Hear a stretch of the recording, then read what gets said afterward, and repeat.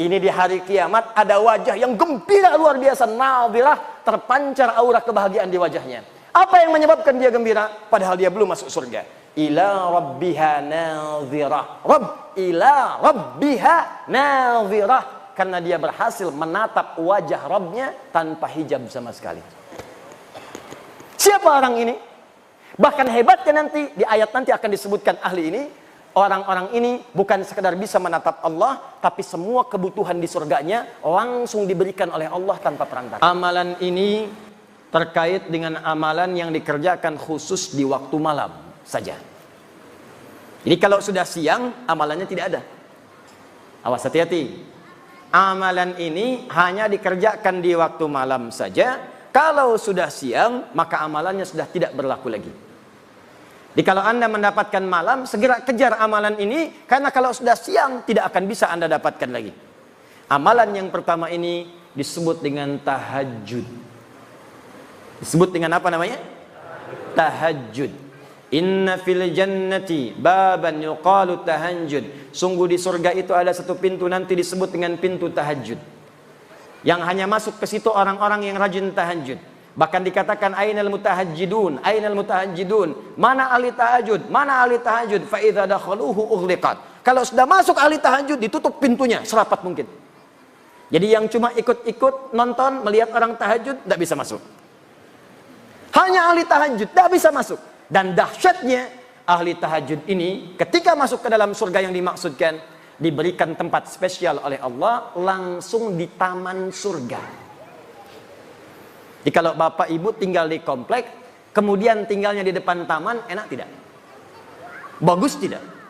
Nah, ada orang masuk surga, tinggalnya di taman surga langsung. Dan keistimewaan yang kedua, dia langsung diperkenankan oleh Allah sebelum masuk ke surganya bisa melihat Allah langsung tanpa hijab. Yang di dunia tidak pernah ditatap.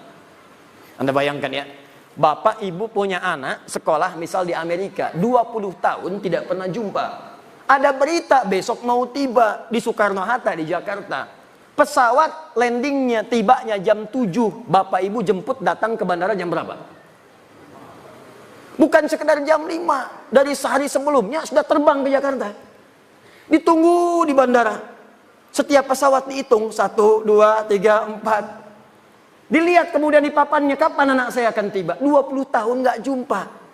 20 tahun tak pernah tatap, 20 tahun tak pernah bertemu. Begitu disampaikan akan tiba pertemuan, rindunya luar biasa. Kita ini selama hidup tak pernah menatap Allah. Hanya yakin iman, tapi tak pernah nampak dalam pandangan kita. Maka mustahil ada orang beriman yang tidak merindukan Allah, mustahil. Semakin kuat iman kita, semakin rindu kita berjumpa dengan Allah.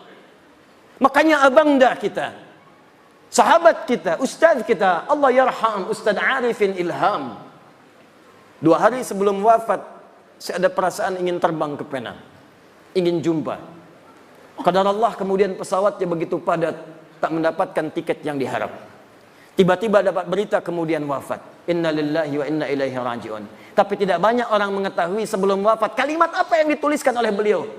Liqa Allah. Kata beliau, sekarang tiba melepas kerinduan berjumpa dengan Allah Subhanahu wa taala. Tidak ada kerinduan terbesar bagi orang beriman kecuali 2. Berjumpa dengan Allah, menatap Rasulullah sallallahu alaihi wasallam.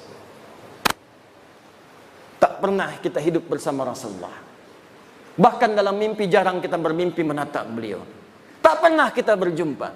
Orang yang mengorbankan tenaganya, fikirannya, bahkan jiwanya untuk umatnya. Azizun alaihi ma'anittum, harisun alaikum bil mu'minina raufur rahim. Ini orang, kata Allah, saking luar biasanya, kalau umatnya memiliki persoalan, dia akan mengatakan, ya Allah, jangan berikan kepadanya, timpakan saja kepada saya supaya dia ringan bebannya. Ya Rabb, kalau sakaratul maut itu begitu sakit, maka timpakan semua sakaratul maut yang akan dirasakan oleh umatku, timpakan sekarang kepadaku supaya mereka tidak merasakannya lagi. Muhammad sallallahu alaihi wasallam.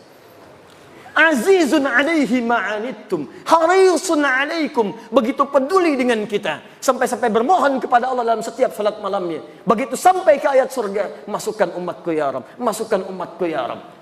Kullu ummati dakhalal jannah. Setiap umatku akan masuk surga, kata Nabi. Illa man aba, kecuali yang tidak pengen.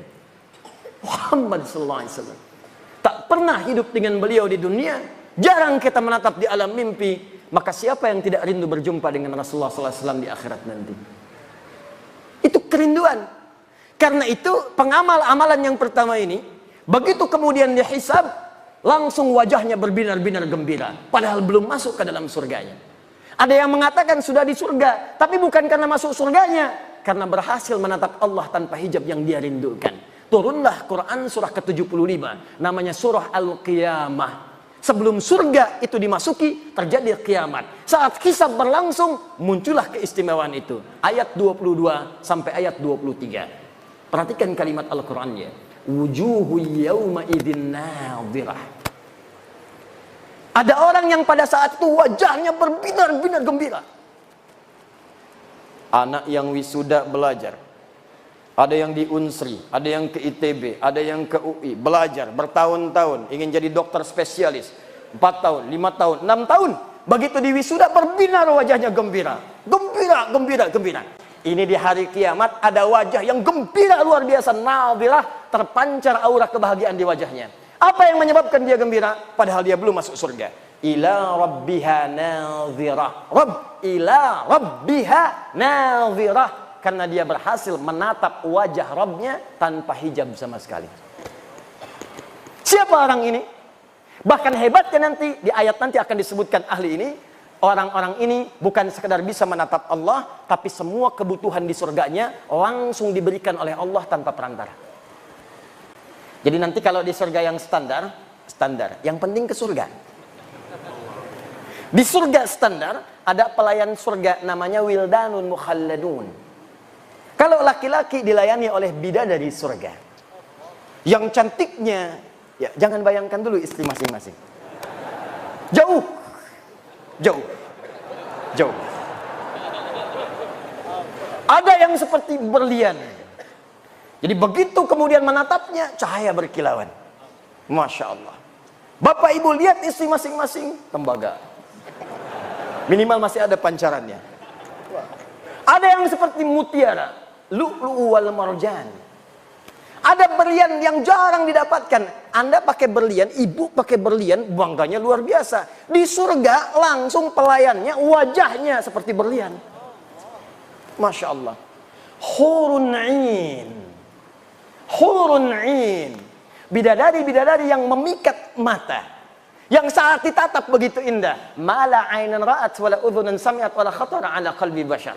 Kalau di dunia tidak pernah dilihat, tidak pernah terdengar kisahnya, dan sekarang pun bapak-bapak melamun tidak seperti itu. Itu bahasa Nabi. Anda lamunkan pun tidak seperti itu. Jadi kalau yang laki-laki mendapatkan pelayanan dari bidadari surga, yang perempuan siapa bu? Tidak ada bidadara. Yang ada pangeran-pangeran surga. Jadi kalau laki-lakinya dilayani oleh bidadari surga, maka yang perempuannya dilayani oleh pangeran-pangeran surga. Gantengnya jangan bayangkan suami ibu sekarang. Jangan samakan dengan ustadz yang sedang ceramah. Jauh. Jauh. Indahnya luar biasa. Bi aqwabi wa abariqa wa ka'sim min ma'in. Ketika melayani Anda, maka mutiara-mutiara. Ada gelang-gelang yang indah. Kalimatnya sangat luar biasa. Wajahnya sebelum datang cahayanya sudah tiba. Anda bayangkan. Sebelum datang cahayanya sudah tiba. Sebelum datang auranya sudah tampak. Begitu tiba pancarannya luar biasa. Itu surga yang standar. Surga yang paling standar. Surga yang ini tidak. Langsung Allah yang memberikan. Apa amalan orang ini? Disebutkanlah langsung di Quran surah 51 ayat 15 sampai 17. Paling kanan pertengahan dari atas sampai ke tengah. Quran surah 51 ayat 15 sampai 17. Kita batasi dulu sampai 17 dulu. Pelan-pelan. Innal muttaqina fi jannati wa uyun. Nanti ada orang-orang takwa yang akan tinggal kemudian di taman surga. Apa keindahan taman surga itu? Akhirina ma atahum rabbuhum. Maka mereka akan mengambil semua kenikmatan surga langsung diberikan oleh Allah Rabbnya. Berikan.